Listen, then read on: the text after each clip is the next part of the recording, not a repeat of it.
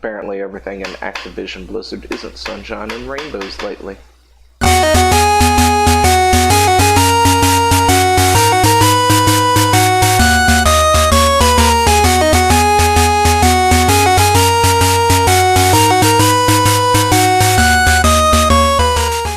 So, with the end of the year, we've got Q4 earnings, yearly earnings, all that good stuff that are coming out from some of our favorite companies like EA, Activision, Blizzard, among others, and to be honest, they haven't been all that great for a lot of these companies, apparently. So let's take a look at Activision here, or Blizzard. Activision plans to cut hundreds of jobs. And, yep. I mean, one could say they saw this one coming, but, yeah. Anyway, a painful stretch for the video gaming industry isn't over. Activision Blizzard Inc. plans to announce job cuts Tuesday in the face of slowing sales, according to people familiar with the matter, bringing fresh upheaval after spotty result roiled stocks this week. The shares dropped as much as 2.5% to 42.88 on Friday. Which, yeah, if you've been paying attention, Activision's not been doing so great. Blizzard, of course, hasn't been doing so great. Activision Blizzard, you know, their group venture thing, it's not doing so great too, especially with, you know, everything that's been happening recently with, you know, promising, you know, esports is fine for the game that I, for whatever reason, cannot remember the name of. Heroes of the Storm. There we go. Anyway, mind fart. You know, for telling everybody that esports is fine for Heroes, and then suddenly out of nowhere, after everybody's coming back and BlizzCon happens and stuff, and it's like, oh yeah, by the way, we're cutting our esports division. And then sending out different, you know, email surveys about esports in general for Hearthstone and other games, Overwatch, World of Warcraft, things like that. And it looks like they may be trying to cut the corners, and if something isn't doing as good as they think it is, like esports, it's going to get itself on the chopping block. But at the same time, Activision wants Blizzard to cut costs. And you can see that where, you know, Heroes going into permanent maintenance mode. Nothing's really happening with Diablo other than Diablo Immortals, the mobile game that nobody asked for, that is designed specifically for the shareholders in China, because screw your main, you know, PC-based audience and whatnot. Let's get into the mobile market and throw it over there to another country that, quite frankly, probably is a lot bigger than the rest of us, especially when it comes to mobile titles and free-to-plays and microtransactions, because they eat that all up, apparently. So wouldn't they want the slice of that pie? Although it would be at the rest of our expense, so I guess they've got to survive till then. Anyway, the layoffs, which could number in the hundreds, are part of a restructuring aimed at centralizing functions and boosting profits, said one of the people who asked not to be identified because the changes haven't been announced. Activision employs 9,800 people at the end of 2017. Well, how many did they employ at the end of last year? Anyway, I'm curious. The game maker, one of the largest in the world, acknowledged on November's conference call that some key titles, such as Overwatch and Hearthstone, were seeing a flat or declining number of users. After disappointing sales of Destiny 2 Forsaken, the company parted ways with the developer Bungie in a move that could reduce annual revenue by as much to $400 million. And when it comes to the Destiny thing, according to Bungie, Destiny did great. They were very proud of what Destiny 2 did. You know, Activision Blizzard, on the other hand, not so much. It's kind of like Call of Duty. Call of Duty's was, if I remember correctly, it was the biggest selling game of 2018 this year, or this past year. And according to the companies, it underperformed from where they wanted it to. Why? Because they're making things for the shareholders now, and the shareholders want more and more and more, regardless of whether it's doable. Instead of making a game for the customer, because if you make a game for the customers will keep coming. They will support you. They will buy from you. They will buy your games. But you don't have to keep increasing the milestone year after year to be a profitable company. But the shareholders want you to be even increasingly profitable. Otherwise, it's underperforming. So let's take the 40 million here, or 400 million here. If one year said Bungie makes 400 million in profits or whatever, and I know it's not all in profits, or maybe it is. Anyway, point is, example, if they make that in profits, the shareholders next year is going to want more than that. They're going to want them to make 500 million or 600 million or double that, 800 million. And that is not a sustainable practice unless you nickel and dime customers with e-shops and downloadable content, things like that you got to pay $1 for a dot. And customers aren't very happy about doing that sort of thing. You take care of the customer will take care of you ultimately when it comes to video games. We have no shortage of people who love to game, who are not afraid to go out and spend a little extra to help the companies they enjoy the most. But when you force it on them, they push back. So instead of having, say, a regular revenue stream of, say, maybe it's going to be 400 million year after year or something, or maybe it's going to go up, maybe a little down, and fluctuate between the two, because that's your core audience continuing to come back more and more and bringing other people, and maybe a few leaving, and so on and so forth. When you start nickel and diming them for the shareholders' sake, you see that number start to dwindle. What may have been 400 million this year may turn into 200 million next year, and then 150 million after that, then 100 million. Meanwhile, the shareholders are complaining, why aren't we making money? And nobody else can seem to figure out what exactly happened to cause this decline. Anyway, I keep going on a tangent. Need to stop doing that. Yeah. Anyway, analysts expect Activision sales to decline by about 2% this year to about 7.28 billion, which is still a pretty good chunk of change for some of us. And the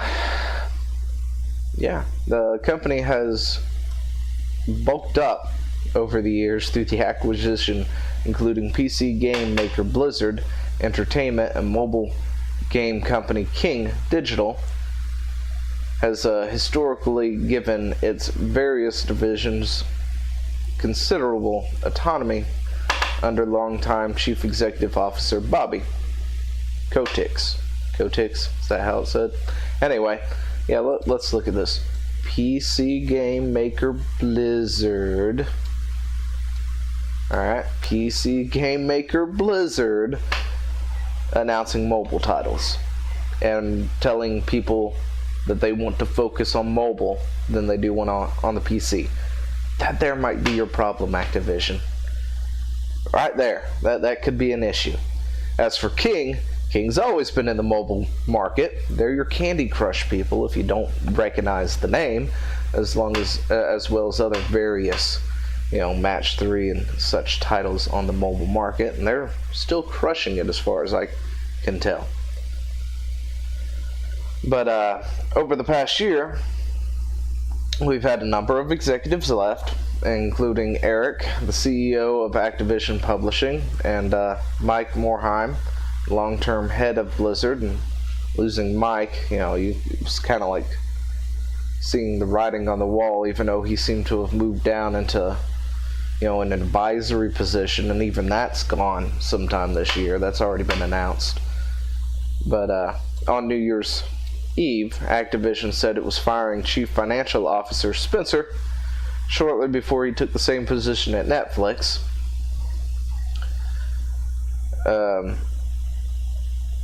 Tim Kaplan, a toy industry veteran recruited to lead Activision's consumer products division 2 years ago, also retired.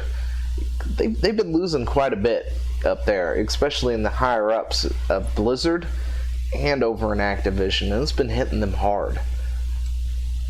But Activision isn't alone in stumbling. Electronics Arts shares fell 13% Wednesday after the company confessed that some of its biggest releases disappointed, but it rebounded later in the week. That's where I was talking about, Call of Duty and stuff. Even when you've got like one of the biggest selling games, or the most selling game of the year, it still underperforms. Although that is not why it fell 13%. It fell 13% because of things like, here's a dot for $1, here's another dot for $2. Pay up, plebs. You know you want to. It was that mentality, because I think somewhere else there's another article talking about why Call of Duty did so bad, apparently, or maybe it was Battlefield. Oh, I'm sorry. Why Battlefield did so bad. Wrong company. Anyway, why Battlefield did so bad was because apparently they added the story mode to it. I'm doing air quotes. You can't see them. Sorry. Anyway, that has nothing to do why it did so bad, but that's their apparent scapegoat for why it did so bad. A lot of these companies can't seem to admit what is actually going wrong with their games, which is another big issue. Because if you're not willing to admit and try and fix, where you went wrong and do better, the gamers remember this stuff. Your customer base remembers. We won't keep supporting you. Anyway, Take-Two Interactive Software, I can't highlight anything, fell by a similar amount Wednesday after forecasting sales this quarter that were $100 million below Wall Street forecasts. The results were a reminder that the video games are still a hit-driven business, rising and falling based on unpredictable customers. Okay, that right there, this last bit, let's rel on that for a bit. Rising and falling based on unpredictable customers. No. We're really not that unpredictable. You make us a good product, we buy your good product, we sing your good product's praises to the masses, and then they go and buy your product. It's not that hard. When you do things like really bad, shoddy, shady business practices, like, here's a brand new game, pay $65 for it. And 65 is because we got like a 10% tax here. Anyway, you pay $65 for it. Oh, by the way, here's some here's a store in here. If you want to get some of this, that, and the other, it's going to cost you probably about $10 to get anything out of the store. Gonna have to buy this, gonna have to buy that, let's try and sell you this, let's try and sell you that. Anything you do is gonna bring you into the store. So you open up a menu, oh, here's an ad off to the side about the storefront, you should go check that out. We have a thing for you to buy. You got experience boosters and other things. When you buy a full price game and then there's an in-game store for it, you're walking a very fine line onto whether or not people are going to accept that or not. And that is what really is currently driving the rise and falling of several games this year, is that storefront. When you've got a storefront like Fallout 76. It was atrocious. Not only was the game horrible, and hey, you like it, that's fine. I think you're wrong.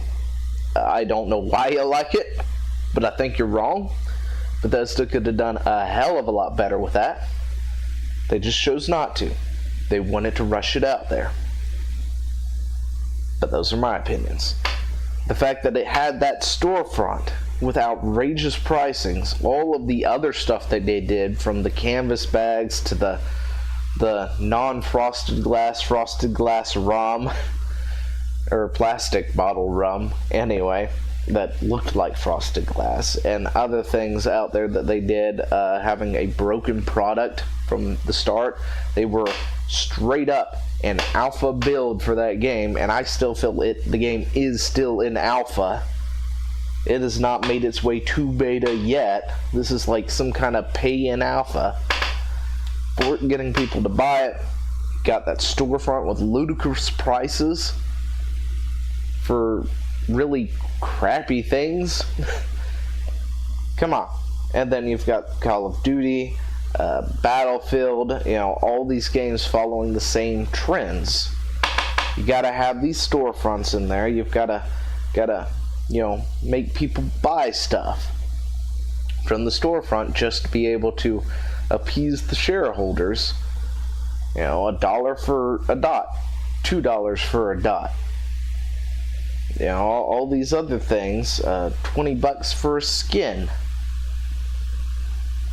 After already buying the game, makes people less likely to play it. Makes them want to steer away from it. There's a reason why COD waited until after everybody went out and bought the game, reviewed the game, and then a month or so later was like, oh, by the way, we have a microtransaction shop, here you go. That's why some people actually took their reviews down as a result, because they pulled that crap. It's like, now that wasn't there beforehand. I can't properly praise this game anymore because you've pulled something so shady like that. It may have changed my review if it was already in there to start with, but to put it in there later in an attempt to nickel and dime your customers, it's shoddy. This is why gaming companies like Electronic Arts, Activision, Blizzard, Bethesda, and so many others are doing really, really bad at the end of the year. That is why they've been doing really bad in the year. And what's the game that just recently came out? Apex Legends or something? That's Electronic Arts, I believe. I think. Anyway, whichever company it was who just threw that one out, guarantee this game is going to save whatever failing company that they've got right now, because it is a free-to-play, has several characters to choose from, with a few that's unlockable. It is hitting all the game journalist buttons to get them to promote the heck out of it, because they are using them like no other to get this game out there and promoted because of what they've done with it. And that's another topic for another video, of how they're pretty much using them with a game that has no story, but you know more about these characters for some reason than you probably should have, because it has no story to actually tie in these characters to anything. And you know what? They have a shop that I don't even care about that it exists, because it is a free-to-play arena-style game. Well, it's just a free-to-play game. And free-to-play game with a shop works well. Buying a pay game, especially at full price of like $65, plus a shop, goes poorly, which is something that apparently places like Take-Two and Activision and Electronic Arts really haven't figured out. Well, except for maybe Electronic Arts might be figuring it out right now with Apexes. But all these games, or all these companies here, can't seem to figure it out.